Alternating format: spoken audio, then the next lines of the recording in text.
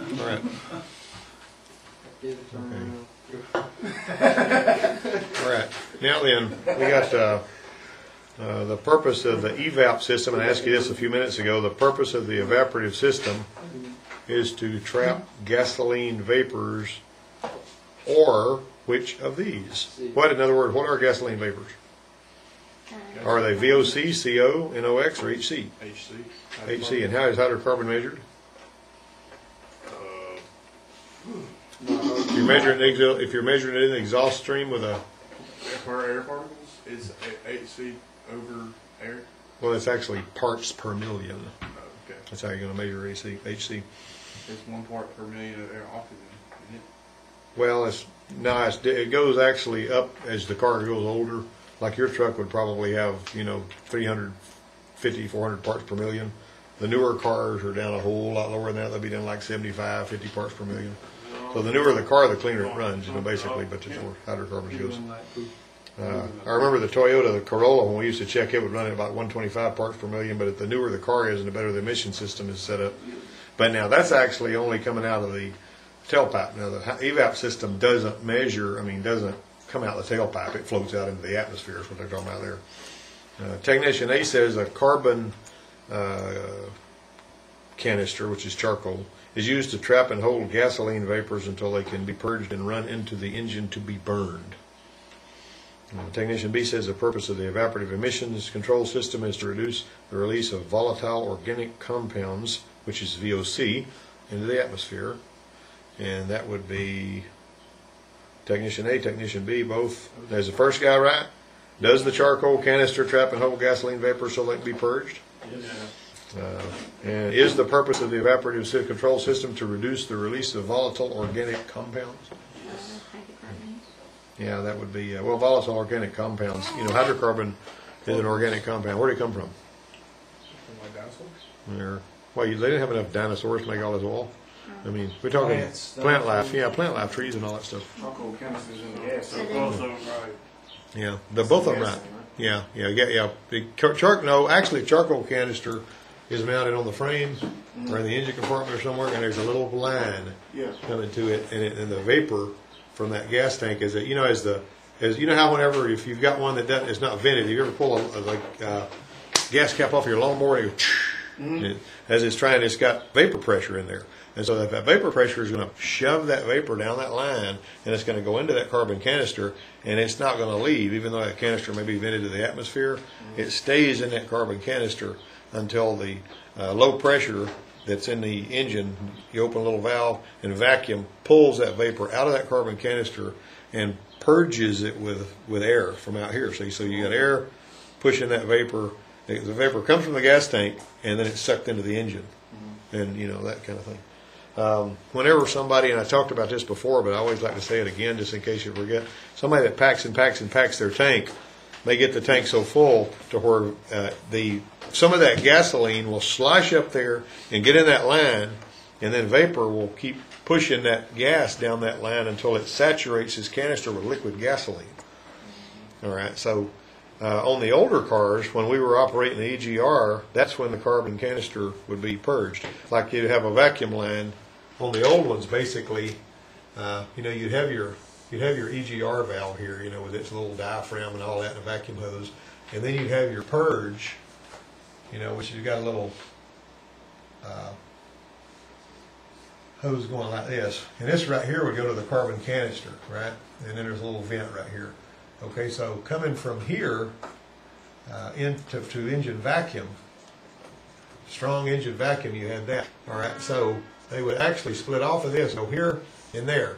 Now, if you were going to pipe this on a car with a carburetor on it, you would put this above the throttle plate so that when somebody cracked the throttle plate, then this would start getting vacuum. But you also had to put a control device in here of some kind so that it wouldn't do that when the engine was cold, right? So basically, you crack the throttle, you start operating the EGR valve to get rid of your NOx, but there's going to be a temperature related thing. It's screwed into the water, and it's not going to let any vacuum go to this unless the engine's warm. All right, after the engine's warm, and when you're purging the canister, when you're operating EGR, you're also purging the canister because it's teed in together. Well, they got smart and they said, well, we're going to not do that anymore the same way. We're going to let this thing just purge the canister whenever it wants to. And that's why if I got my Jeep idling or you got some other vehicle idling where you can hear the canister purge, you're liable to hear the canister purge start going when it's just sitting here idling. If the canister is saturated, when it starts doing that, it'll slug the engine with liquid gas, and then it'll, when you don't expect it, and people don't have their foot on the brake that hard, it can surge ahead and run into the car in front of them. And I've known of that happening before. You know, it just all of a sudden, when it starts purging, George Baum brought his wife's Dodge Dakota, or well, it might have been her Durango. Both of them things are purple. They look just alike, except for the one's a pickup on the SUV. And he said, this thing, sometimes when it's in here idling, it'll all of a sudden start idling rough. And so I plugged the scan tool in, and I'm looking at the thing, and I would feel this rough idle occasionally. And I noticed that as soon as it began to purge the canister, the scan tool pid would show me that, and the engine would go rich, and it would fall on its face. And I said, you packing your gas tank, George? Yeah. She said, he always packs a gas tank. Click, click, click, jiggle the truck, click, click, click, jiggles the truck, click, click, click. He's going to get everything in there he can so he don't have to buy a gas a lot. I said, stop doing that and your problem will go away. And he did. But I mean, if you're looking at it, if you see one that's running rough sometimes, and you look at your scan tool, and you see that it'll tell you canister purge is at such and such a percentage or whatever, and as soon as you see it start to purge, if you hear the engine cutting up, you know, sometimes you can just tell people, you know, don't pack your gas. If it's saturated bad enough, you may have to replace the canister. Got it? Okay, that's important to talk about. I would make it like a car, like an automatic car with a cam, like sit there and it's like, and all of a sudden it'll start going, it'll like push the front tires. Yeah. Like, even if I was standing on the brake. Yeah. Yeah. Has it got a carburetor or fuel injection? Fuel injection. Well, there's all kinds of slips between a cup and a lip on a fuel-injected engine with a cam in it. We put a mass airflow sensor in it. Instead, yeah. And it worked. Yeah, instead of a map, you need a mass airflow on one that's got a cam in it. Because low vacuum, you got low vacuum, you can't tell by what the engine load is looking at vacuum on a cammed up engine. This question is not like the others. It has the word except. See, they word this is like ASE test. For this question, look for the choice that could not cause the described situation. So you got to read the whole question. All of these can cause the pressures in the evaporative system, control system, except. All of these can increase the pressure in the evaporative control system, except. Okay, if we've got the read vapor pressure of the fuel, they misspell read, by the way, on that. I can't believe they did that on a test. Read is R-E-I-D and not R-E-E-D. Give me a break. All right. Returned fuel from the fuel injection system, fuel temperature, or inlet fuel to the fuel pump. What in the world? Inlet fuel to the fuel pump. What in the world is that talking about? Read vapor pressure. What's that? That's the volatility. Well, the read vapor pressure is basically a measure of the volatility of fuel. They used to have a little testing kit for this at the Ford place that was a mandatory tool. It looked like a coffee cup, just a pure old coffee cup. And you'd put water in there that was 160 degrees, right? And then you had a little canister that had some of your fuel in it, and you'd stick a thermometer down in that canister, kind of like our radiator pressure thing is. Stick a thermometer down there, and you'd put it in there and cover up that coffee cup so that the coffee cup, water in the coffee cup stayed at 160 degrees. And then when that pressure went up, if it went up a certain, whatever it went up, because of that heat, gave you the read vapor pressure of the fuel. We would have to do that to check for the quality of fuel to make sure that we weren't replacing a bunch of parts because we had bad fuel. Anyway, so read vapor pressure, if it's too much, can cause the pressure to increase, right? Mm-hmm. I mean, that's what I was trying to establish. If I just throw a bunch of words at you and you mark the test and all that, and incidentally, guys, when we started on one of these things earlier, if somebody like Casey comes walking in 30 minutes into the thing, if you hand him all their answers to the first part of the test, you're not helping him at all, because he's not going to have anybody to hand him the answers whenever we do final exams. You know what I mean? You don't swap answers on final exams, so don't do that. I mean, he copies everybody's paper and then he throws a test over it, he didn't learn a dadgum thing. Return fuel from the fuel injection system. Now, what about that? I don't know why it would. Well, think about it. Where's it been? Oh, it's been around the motor that's hot. And the motor's hot. It's coming back. It's going to be hot. It's going to be, all right. Fuel temperature. That'll do it.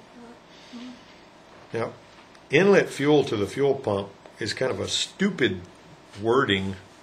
That's the way. Obviously, these other ones are going to be the ones that are all They got a common denominator. This last one don't. I don't know what in the world that means. Inlet fuel to the fuel pump.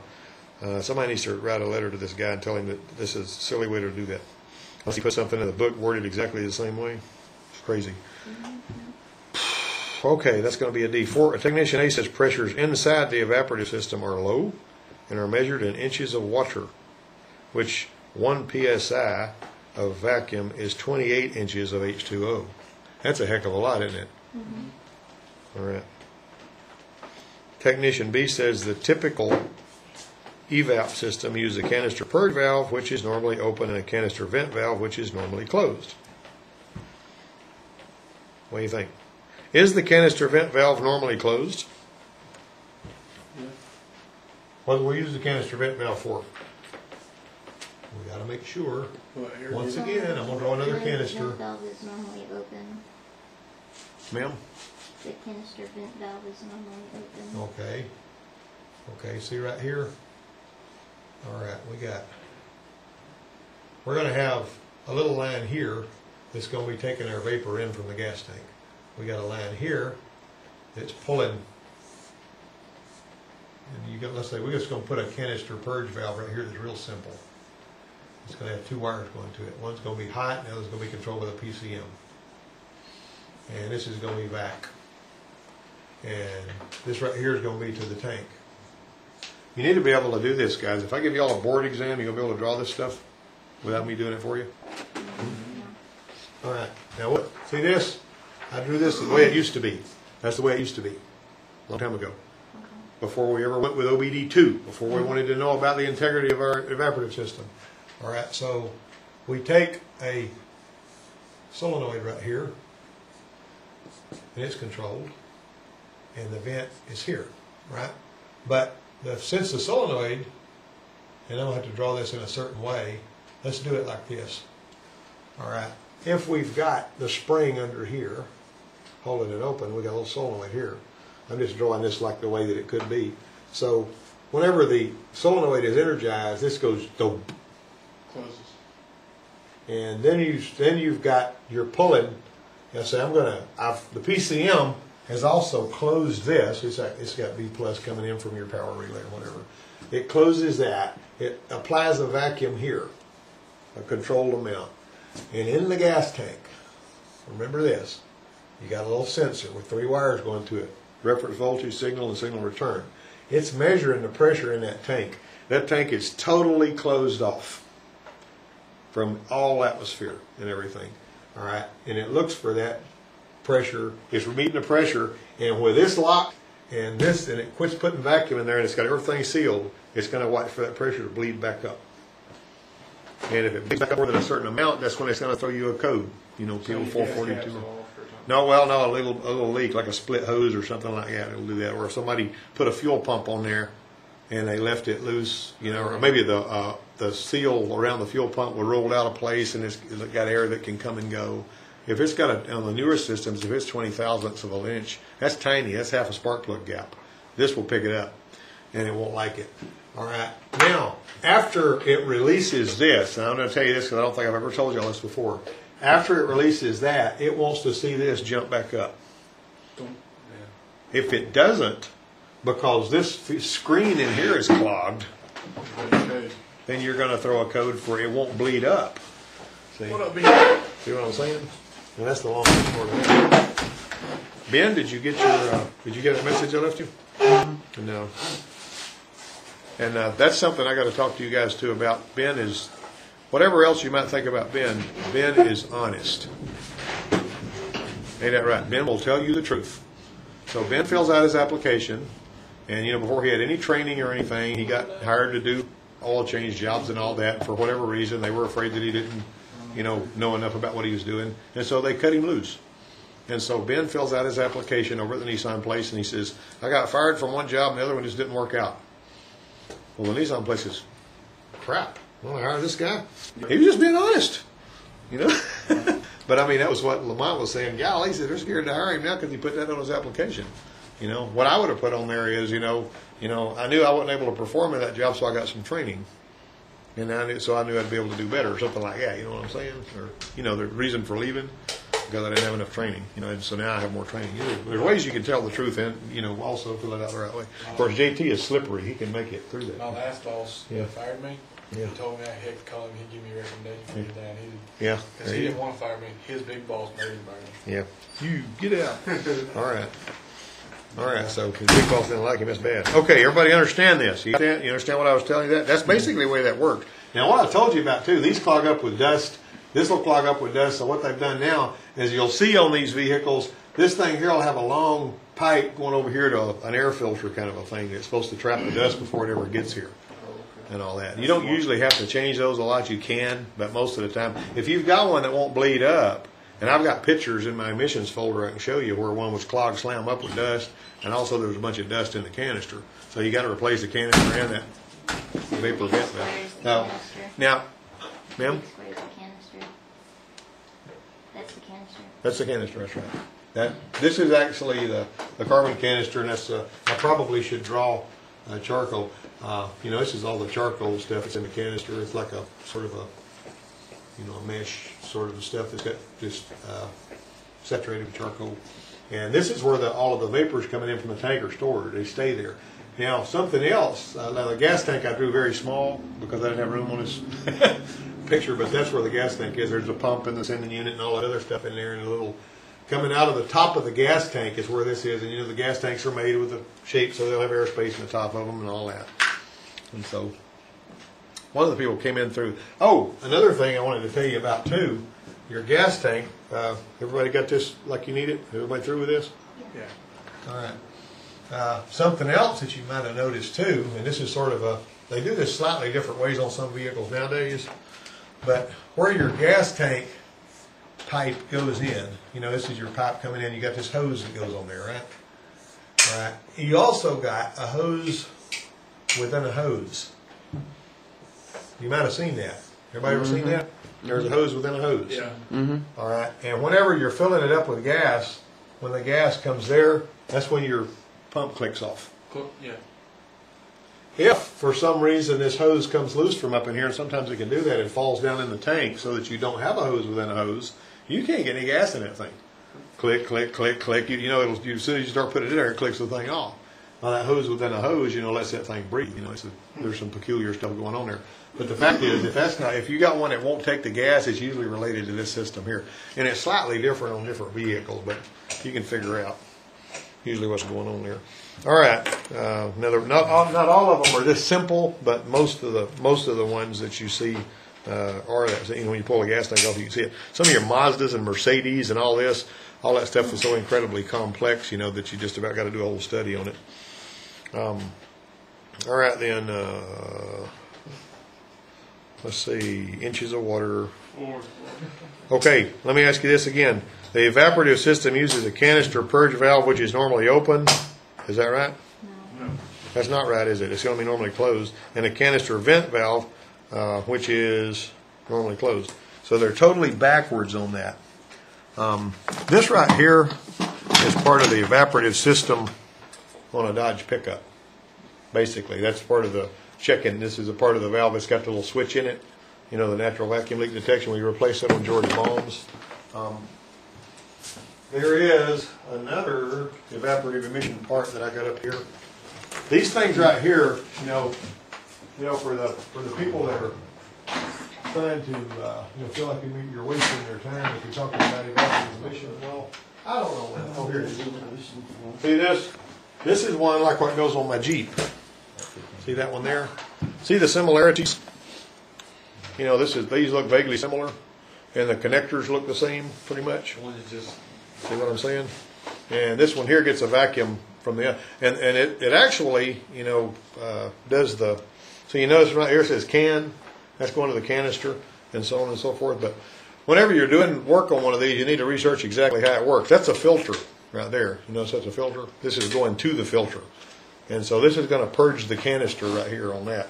And there's all different kinds of these parts that you can see and all that. But that's one that I replaced on my yellow Jeep, and it kept throwing me a code. All right, so we know that one there is going to be a D. Well, I'm sorry, that's going to be 4 is not going to be a D. 4 is going to be an A because A was right. He was correct. The pressures are measured in inches of water. Technician A says OBD2 regulation requires the evaporative emission control system be checked for leakage and proper purge flow rates. What do you think about that? Yeah. Technician B says external leaks can best be located by pressurizing the fuel system with high pressure smoke. That ain't right. You're not going to put high pressure smoke in there. It's the low pressure smoke. You're not going to put 150 pounds of smoke pressure in it. But woo! What's going to happen? Going to split the gas tank. Gas going to be over for low pressure. That's right. It's not high pressure. That's going to be an A there. Let me grab something else up here.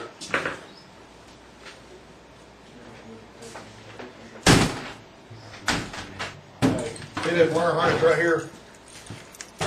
When you see this, that is a canister purge valve like we used to use a long time ago. See that? All it does, it basically goes to the intake, and it's got a little orifice in there so it doesn't go too fast. And this thing right here turns on that canister purge valve when it wants to purge. Now, they have, and I had one laying up here somewhere one time. There's a little, oh, here it is. See this thing right here? You know what that is? Watch this. This is connected like that. Okay, so what you got here is the PCM on this one is measuring the temperature of a little thermistor up in here. And when the PCM is looking at that, when it turns on this purge, it needs to see that temperature change. If it sees the temperature change, it knows purge is flowing. And these things here are only like $16 if you just buy that one part. If you get this whole thing, it's about $100. And I found the part number for this, and I started replacing these because there was usually nothing wrong with this thing here. All right, that's on some of the Ford stuff. Hey, Kathy. All right. Kathy's a pretty good girl most of the time. You come to see us this time also. Come to see us this time. Put it on my desk. Yeah. In your desk.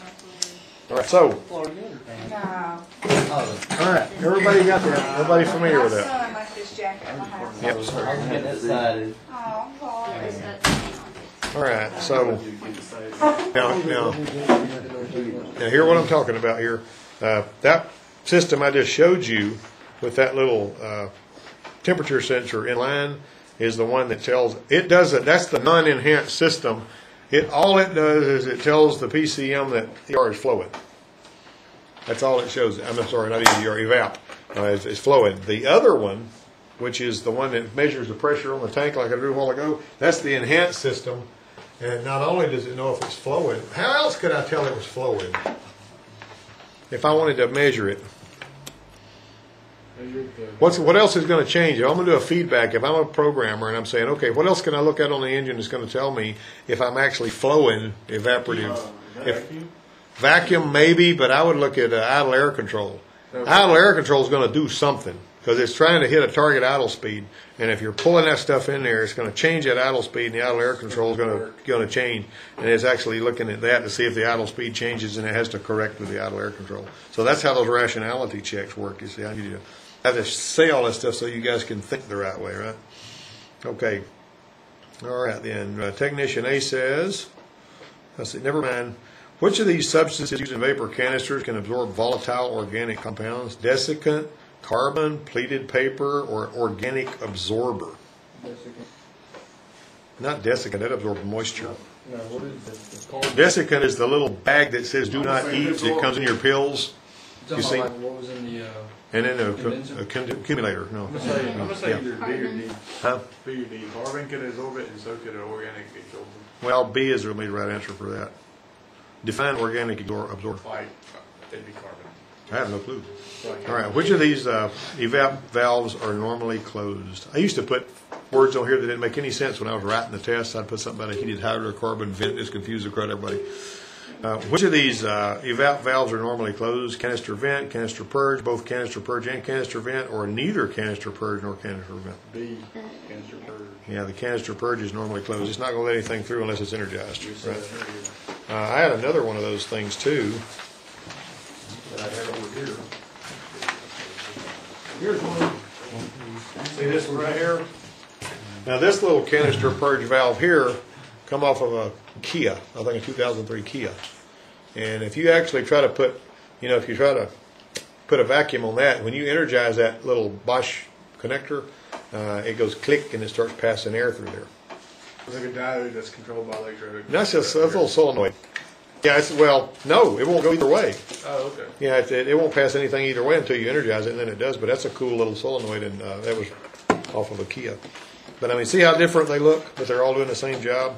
The ones on these GM cars is a little thing sitting up on top of sitting in the manifold, and it'll have a 2-wire connector going through it and a hose going off, and you see the green cap of your little evaporative test port on there, you know. In other words, you'll see this silly little thing here on there. And everybody remembers that this has left-hand thread when you take the part out, right? When you take the core out of this, it's got left-hand thread. Remember that, didn't you, Ben? Mm-hmm. Yeah.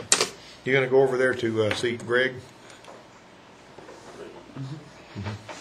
Well, you need to. I told him you were going over there. I can go today. Huh? Oh, it works tonight.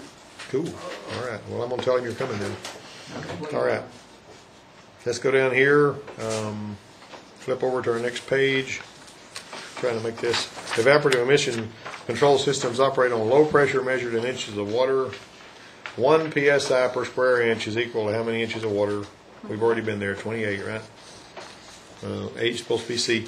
Hello, let me think. Tongue tangled up my eye teeth.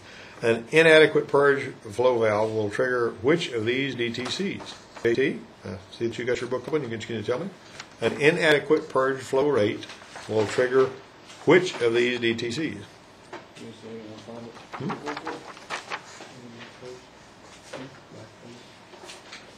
Okay, think about a large Chrysler engine from the 1960s. $1960s? Yeah, a PO. It'd be 3-liter, wouldn't it? It'd be a What is it? Anybody got that one? An inadequate purge flow rate will trigger which of these DTCs? PO 440. 440. You got it, man. Give Lawrence a gold star. All right.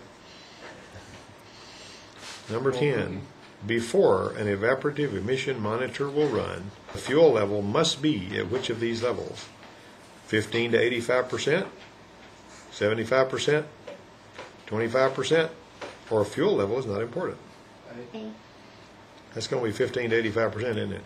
So if somebody's always driving their vehicle around on empty, they're never going to have an evaporative emission test run. And I'll tell you something else too. You know when you clear the code and you want to drive to make sure the evaporative monitor has cleared? That is a booger bear. Sometimes it's hard to get that darn thing to clear. I mean, when a technician's driving it around, you can get every other monitor on that silly thing to clear, but the evaporative is hard to clear. Let me tell you something else.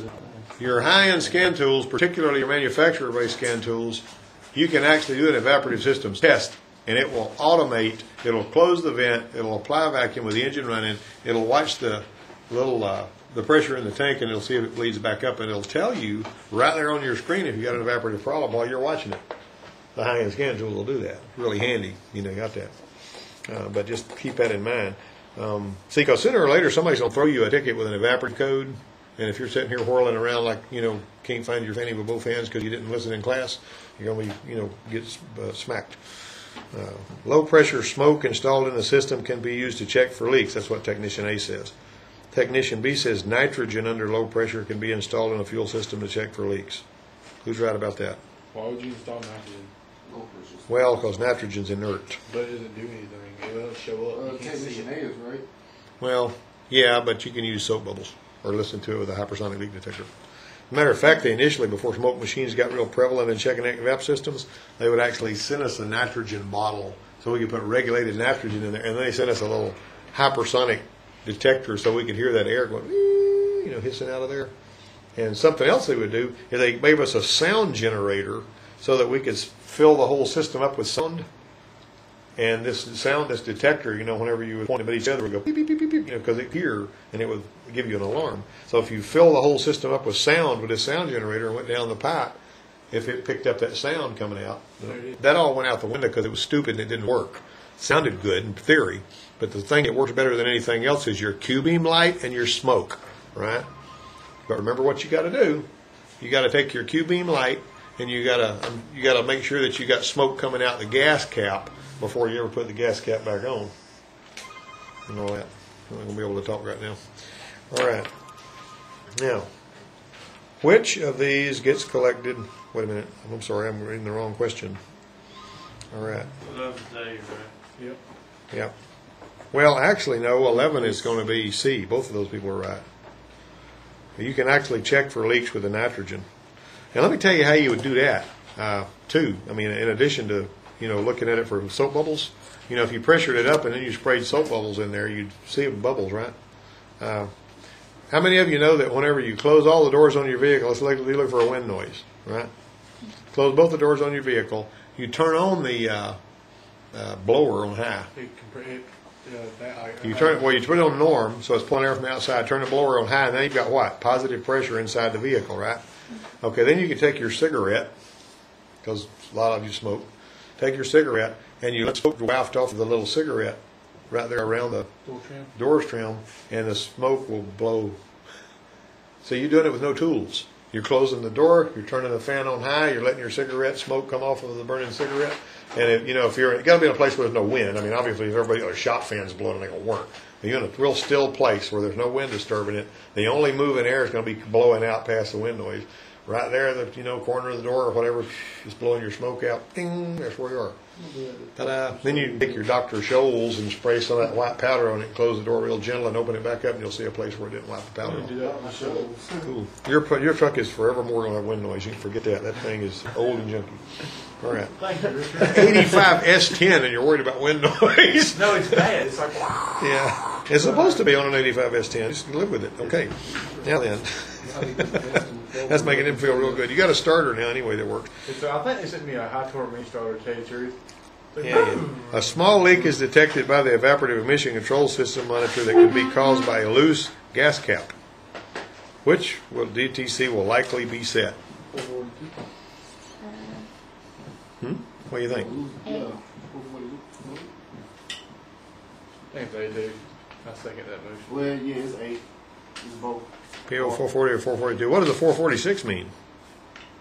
You have a small leak and a 4048 is a big leak. Hey, that's like that day whenever you got that code, that 442 on that Jeep and you did a gas cap, it was loose on. Mm-hmm. Yeah. Yeah, I told you, Roger came over to me one day and he said, I know you're about to go to lunch and all that, but there's Lincoln sitting out there with a check engine light on, and if you'll have a look at this, you can take take extra time for lunch, whatever you need to make up the hour, and I'll buy your lunch. And it was like 5 till 12, so I went there, plugged it in, got a, PO 442 or whatever it was, and went back there, clicked, tightened the gas cap, unplugged, I'm done. Okay, Roger, it's still 2 minutes till 12, where's my lunch? He said, hey, you didn't use any of your lunch, or I'm not going to buy your lunch. So he bailed out on that deal. I wasn't bothered by that, though.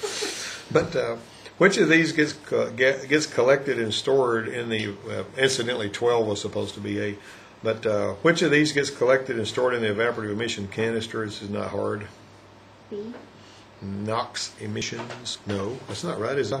It's got to be, well, think about it, 13. Unburned fuel. Actually, fuel vapor, not unburned fuel. It should not have liquid unburned fuel in there. So that should be an A. Unburned fuel is sort of right, but fuel vapors is a better answer than unburned fuel on that one. So it's not NOx emissions, it's not atmospheric pressure. How is the oxygen storage ability of a catalytic converter tested? Is it C? 14. What do you have? C. Comparing the upstream O2 sensor voltage with downstream O2 sensor voltage. And once again, the downstream oxygen sensor is supposed to be lazy, and the front one's supposed to be pretty snappy. So if they're both switching at the same rate, you got no oxygen storage going on there, and you're going to have a problem with that. Now, from 15 on, these questions are from Chapter 22. Everybody ready for that? Do you like that little delineation there? Technician A says, exhaust gas recirculation is usually not needed at idle and not wanted. True. The only time you're going to see exhaust gas recirculation used at idle is on some of your electronic diesels. Because on an electronic diesel, when you open the EGR valve and you let exhaust gas flow, it stops to the rattling sound of a diesel and makes it quieter. And so sometimes, it'll get real quiet when you start flowing EGR at idle on a diesel. Now the gas burners, if you flow it, it's going to make the engine run real crappy. All right. It's not needed whenever it's idling. and it's not needed at wide open throttle, and it's not needed when the engine's cold. That's what technician A says. Technician B says oxides of nitrogen are formed inside the combustion chamber due to heat exceeding 4,500 degrees. Who's right about that?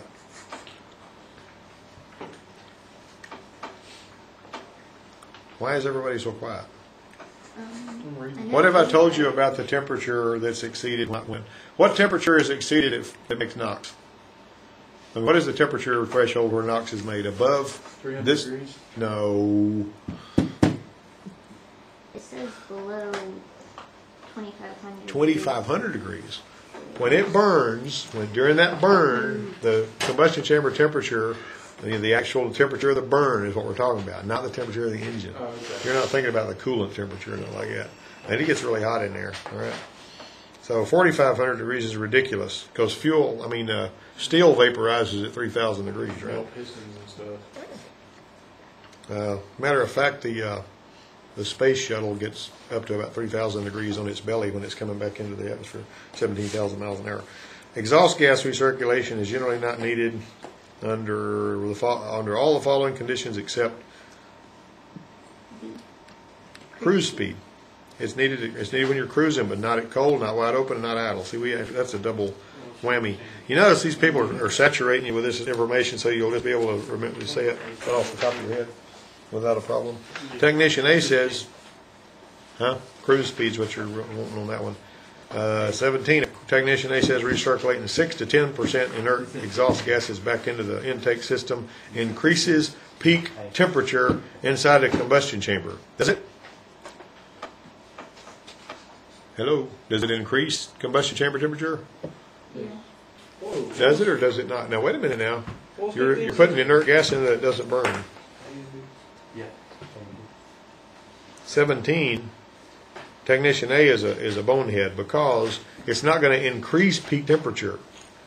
If it increases peak temperature, it reduces NOx. Now, pay attention to this. This is important too. Okay, so if you've got this right here, this line right here, okay, richer, leaner, not cleaner, leaner. Right? I may have drawn that backwards, but the point is, whenever you're leaner, you're going to have high NOx, right? Got that? As you get richer, you get cooler, and NOx goes lower. Got that? But what you got also is, with leaner, you got higher temperatures in your combustion chamber when you're lean, lower when you're rich.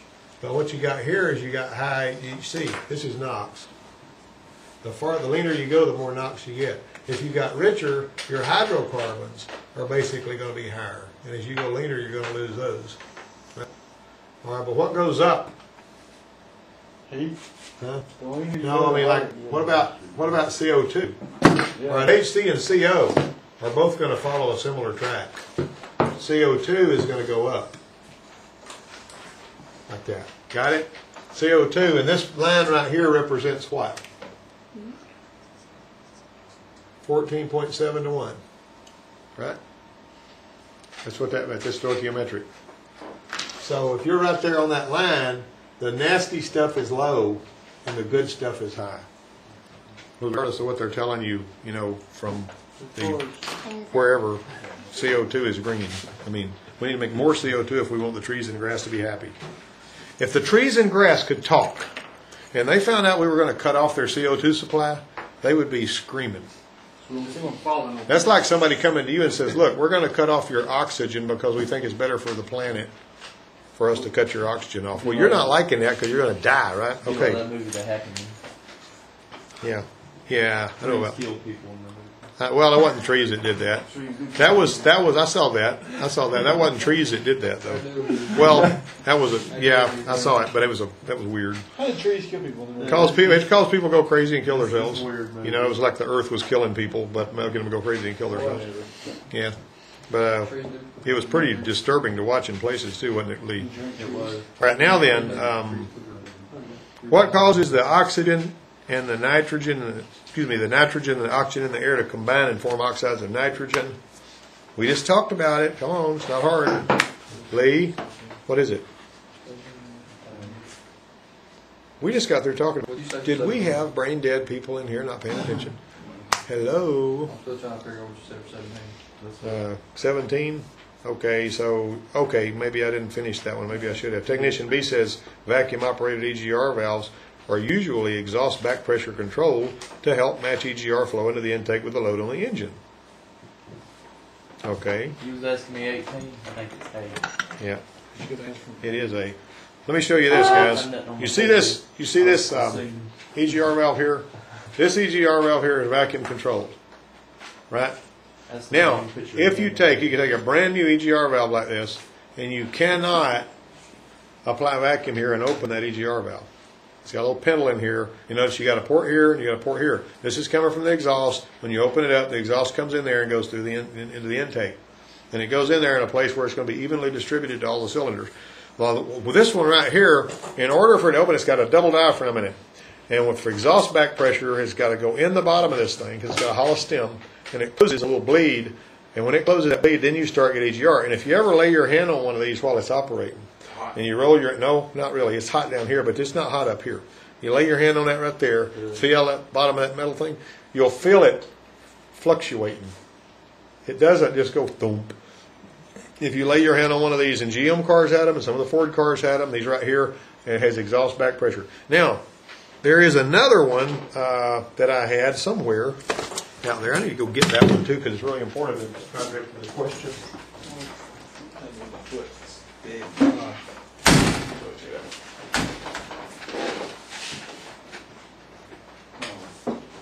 My foot is like stupid asleep. Check it out. You told the truth. That's awesome. Stupid asleep. I punch it? No, don't punch it. I'll hurt later. I don't know where that thing is, but there's another one. You know this. I had one out here, and it had a little transducer hanging off on the side. It had a little hose going to a chamber under the valve. That one's got the back pressure is measured by that little transducer, and it regulates the amount of vacuum going to the valve. This is an EGR valve right here that came off of a GM car of some kind. I don't remember what it came off of, or something. This right here is a vapor management valve like the Ranger has on it. So that's part of your evaporative system thing. I wanted to show you that a while ago too. All that stuff looks real similar. This is another EGR valve that come off of a GM car, and this EGR valve right here came off of a pickup like mine.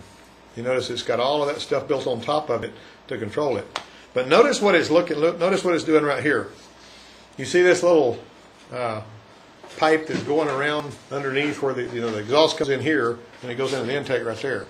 All right, so it's actually measuring that using this little sensor right here. That's actually to see if EGR is flowing. It's not, well, I mean, it may do a double purpose. It may measure exhaust back. I don't know. I have to read the strategy on that, but that's the point of that. And these things go bad all along. You got to replace them. But I can't find that other one I wanted to, and I had it laying out there for a long time on that service deck. But anyway, this kind of stuff, if I don't say it, if you're sitting there zoned out and you're not paying attention, you're going to crash and burn somewhere. Don't pay attention. And don't get bored. All right. I go out of my way to make sure this stuff is not working. And if somebody's not interested in themselves and what they're talking about, you can tell, can't you? Yeah. Have you ever had a teacher teaching you something they weren't even interested themselves in what they were teaching you? Coach Dillard. Huh? And Louis. Isn't that something? You sit here, yeah, give me a break. All right. All right. So so you were right about A. On this one here, 17 should have been B. You got that? Everybody right on that? Everybody understand the exhaust? The ones that are vacuum operated would be like this one right here. It actually is going to fluctuate the EGR based on engine load, which is, oh, here's something else. If you got a code that's saying your EGR is not working right, is it very possible that you could be, maybe somebody put some low back pressure exhaust on it? Yeah. And the EGR valve won't work all of a sudden because of that, and you're getting codes from it? I'll put straight pipes on them. Yep. There you go. So there's a certain amount of back pressure that is supposed to be there. All right, exhaust gas recirculation is supposed to control what? CO2, CO, NOx, or HC? Why is nobody saying anything? NOx is right. I think you got that. A lot of people knew it, but everybody's waiting for somebody else to answer the question in there about Mark. All right, NOx. Well, kudos to Greg. He answered it right. A typical EGR valve pintle position sensor is what type sensor? Typical pintle position sensor. In other words, here, this is what we're talking about here. I have got 5 wires. Tell me what those 5 wires do. There's power ground. Anybody that can't answer this has got to sweep the floor. Do this. What? And I go back and forth like this. I got people looking at me when I said that. Huh? That's Tell me why you have 5 wires going to this EGR valve. 5 wires. Power ground. I have taught you guys enough in automotive electronics and in engine performance to answer this question. It's got return too. 2 of them do what? Well, you got a power ground, signal return, and Reference voltage, signal return, signal, and what are the other 2? You got 3 of them. You pegged 3 of them. dang, Ben. It's all your fault. I can't remember the other 2. How is it my fault? Because you got Now wait a minute. Doesn't something have to open the valve? So you got some kind of a little electric motor or stepper motor or whatever here to open the valve.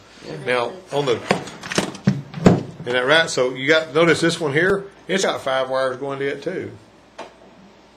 Got it? So this is basically measuring the position of the EGR. Now that's all it does. You know what the problem is with that? This EGR valve could be open and you can still not get any EGR flow. Well, not that. It would be because the passage between here and the throttle body is clogged with crud. All right. Now, the other day, you might remember that we were working on that S-Tech, and the thing was throwing an EGR code, and we pulled the throttle body, and down in the bottom of the throttle body, you can see where the EGR gas is supposed to come from the EGR valve up through, and you'd be fed in right behind the throttle plate. It was clogged with carbon. And I got a piece of a clutch cable that had a threaded end on it, and I spread it out and made, cut it, made whiskery ends on it, and I went down in there with that clutch cable, spinning it with a drill, and like rotor-rootered it out of there. Well, there was a guy that sent me an email after he read that, and he says, one of the things you can do, if you do this, if you want to, he says you can get a torch, a cutting torch, and he says you can stick that torch in there just long enough to get that carbon burning for his flame. He's got a little yellow flame. All right, and then you turn off your flame, and with your torch in there, you pull the trigger where you're hitting it with straight oxygen, and it will oxidize, with that fire burning and burn all that carbon out of there. Just clean as a whistle. It's real quick and easy to do. That sounds sort of explosive in the wrong, But I mean, he says it won't hurt a doggone thing. All it does is get rid of the carbon because that's the stuff that's burning. And the oxygen. Usually little tracks of oil right there, right? Yeah, or something. I don't know, but yeah, and oil with oxygen, it's not good. I mean, that's why I don't teach that method, So I don't know. I mean, this guy. Everybody comes up with stuff that's worked really well, probably isn't a problem. If somebody told me 30 years ago they're putting the fuel pump in the gas tank, and the gas just flow around the brushes and the armature and all that while that motor's running, I would have been concerned about that. What now? In fuel pumps that we got now, the gas just flows past the motor with the little brushes that are sliding on this armature. Have got gas flowing all around them. Did you know that? Yeah, it's the way they're built. There ain't no oxygen in there. They were doing it in airplanes for a long time. And so there's no oxygen in there. It's not going to light off. If that was good. I like it. That's spooky. Okay, let's back up. A typical EGR pintle position sensor is what type of sensor? Pintle position means what kind of sensor tells us where the EGR valve is? Pencil sensor? Oh, please. Look at the question. What's your choices, right? Okay. There's your VREF. There's your SIG return, which is ground, and there's your SIG. All right, over here, see, hooked to this, we've got our pintle, right? And we've got a motor driving our pintle. There's our 5 wires, guys. See it? You got power, you got ground, going back and forth, and then you got your VREF and your signal return. Now, usually the way the thing works is it moves against a spring. And what it does on your Duramax diesel is when you fire the thing up, it actually bumps it to make sure that it's working before it ever fires up. It's pretty cool knowing that that's going on. All right, now then, So it's a potentiometer, right? Yeah. What is piezoelectric? Is that a two-way? It's actually piezoelectric is a piece of quartz. You apply pressure to quartz, it makes voltage, and if you send voltage to quartz, it oscillates. That's what's in your watch. So piezoelectric is like a NOx sensor. 5,555 hertz is the Send power to a quartz and a vibrate? yeah. No, if you put power to quartz, it makes power. I mean, if you put pressure on quartz, it makes power. It'll make a spark. You know these little lighters that go snap, snap, snap. Like a little quartz thing in there. You're putting pressure on it, it's making a spark. So if you hook power and ground to a piece of quartz, it'll vibrate. Yeah, that's what you're doing in your watch. The watch has got you're applying power and ground. That's a crystal oscillator. That's what that is. That's neat. Yeah, and it oscillates with a perfect frequency, and that's how come my quartz watch is so accurate. Nearly perfect. Yeah, and you got computers in there. Yeah, nearly perfect. The cesium atom is better. That's why they use atomic clocks on it. Okay, potentiometer, Wheatstone bridge, rheostat. Potentiometer is the right answer. That's what we see. An EGR valve that is partially stuck open will most likely cause what? I like A on that. Rough idle stalling. Rough idle and stalling. Everybody feel that. If you find a rough idle stalling situation on your final exam, you best be checking the EGR valve. Probably won't be what's wrong with it. Why don't be checking it? Engine vacuum will tell you. Hook your vacuum gauge up. If the vacuum's low and it's idling rough, suspect the EGR valve. That's one of the possibilities of that, so that's where I'd go first on this. When testing an EGR system using for proper operation using a vacuum gauge, how much should the vacuum drop in inches of mercury be when the EGR is commanded on by a scan tool? So I'm hooked to my engine. I'm reading 18 to 22 with the engine idling. I command the PCM to turn on the EGR valve. How much should I see the engine vacuum drop when the EGR valve opens? 68. Yeah, it's gonna drop a long. 6 to 8 inches. Yeah, it's going to be a pretty good bit. That's a fair amount whenever you're talking about 18 to 22. I mean, that's what, 30 to 50%, depending on how much it is almost. All right. Excuse me. PIL 401 diagnostic trouble code, insufficient flow, is being described. That is a very, very, very common code that you're probably going to get a heck of a lot, right? Technician A says a defective EGR valve could be the cause. Is he right? Yeah. If this sucker is supposed to be opening and it's not opening, there you go. Technician B says a clogged EGR passage could be the cause. That could be true. The most common thing on every vehicle today is clogged EGR. Okay, let me tell you this. This is important too. And Amanda and Lee might not even remember this, but whenever they did, and I should probably have pictures of this up here. How many of you guys have pulled a intake off of something, and it might have a different number of cylinders than this, and seen a little hole right here? In other words, you got a big hole where the air is going through, but you'll have something that looks like a little nut or a boss or something's got a little hole in the middle of it. It's maybe like 6 millimeters in diameter, which is similar, almost a quarter of an inch or whatever. All right. This is the place where on a lot of these vehicles they're wanting to really get exact with their EGR. Now on that engine over there that's on that stand, you got a big old hole that's about probably the size of that one right there behind the throttle plate that's letting the exhaust gas go in. On some of the V6s, like the one that y'all did all that hard work on the first time that had all the problems, and you pull the upper intake off, if you'd have looked at those ports, you'd have seen these little ports right here. And EGR flows into those. And that gives every cylinder an exact amount of exhaust gas recirculation gas. See what I'm saying? I mean, see what they're thinking? They want every cylinder to get just exactly the same amount. That's more precise than dumping it in behind the throttle plate and hoping it makes it back there. Here's the problem. Got work on the Windstar, and I noticed when I'd crack the throttle, it would drop a cylinder. One of them was clogged up. No, all of them but one. Oh, okay. So Every one of them but one was clogged. it was getting exact Well, same to one. Well, yeah, exactly. Everything was, all the exhaust gas recirculation was going to one cylinder, and it was causing it to misfire. Well, here's the thing. When I was first checking it, and I'd never seen one that was set up like that before, back when they first started doing it. I pulled the throttle open on that thing. I said, I'm dropping number 3 or whatever it was. And so I said, this is crazy. And then I started listening to checking for spark and on that cylinder. Well, I noticed that whenever it would start skipping, the injector would quit firing. And I say, oh, I need to check my injector. And so I'd check all the way back to the PCM and make sure that I had a good, this is a bad PCM. It stopped firing the injector. But that was an effect rather than a cause, because the PCM would start misfiring because too much exhaust gas recirculation is going in this one hole. An injector would drop out because the PCM says, I know that cylinder's not firing. I don't want unburned gas going into my catalytic, which is guaranteed for 80,000 miles, and the manufacturer doesn't like buying those things because they're $700 or $800 sometimes. So I'm going to turn off the injector and make sure there's no fuel going in there at all if there's any way I can. And so what I pulled the intake off, and I had crusty crud in all of these. Now, listen to this. How do you tell that's what's going on? All right, what I'm going to do is when I crack the throttle and it starts to skip, I'm going to disconnect the vacuum line at EGR valve if it's vacuum driven. And if it smooths up, ta-da, and now we know we got to pop the intake off, clean those out. Pays good money, and it doesn't take long to do. It's fairly simple. A lot of these intakes are plastic now, and you just zip, zip, and pull them off. Well, Jesse James Duke's got a vehicle, and it's tossing him, his mother's vehicle, and it was like a Nissan, I think.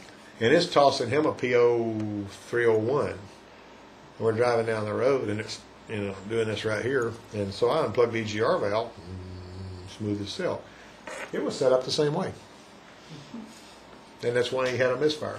He had a misfire because all of the stuff was clogged up except that one, and it was getting all the EGR. You see what a convoluted trail this is?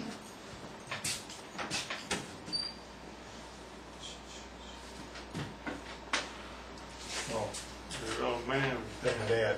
Oh man. Dad. That's my dad, yeah. That's your dad? You didn't think I had a dad? What's I up? mean, Yeah. He just turned, today, it's his birthday, and he's 79, but he's here, And he taught me how to pull steel. I would go to his shop, and I would play with creepers when I was 5 years old and punch balls out of bearings. I took it from the marble games at school, because you can bust a marble with a steel ball. You know what I mean? But anyway, that's my dad. All right, so I got to do a little air conditioner work on my mom's car. He brought it here. Okay, so what we got here is, let's see, PO401 clogged. This is going to be both of them, right? OBD2 requires the flow rate be tested, and this can be achieved by opening the EGR valve and observing the reaction of which of these? C, the map sensor. 24. That's going to be, yes, very good, Amanda. That's right. The map sensor. 23. 23 is basically going to be BOFUM. BOFUM, BOFUM. All right. Which of these is a type of EGR valve? Nonlinear, digital, analog, or variable? Digital. Digital EGR valve. Yep. All right. Everything is digital. All right. That's what quantum mechanics is about, is everything's digital. All right, everybody happy?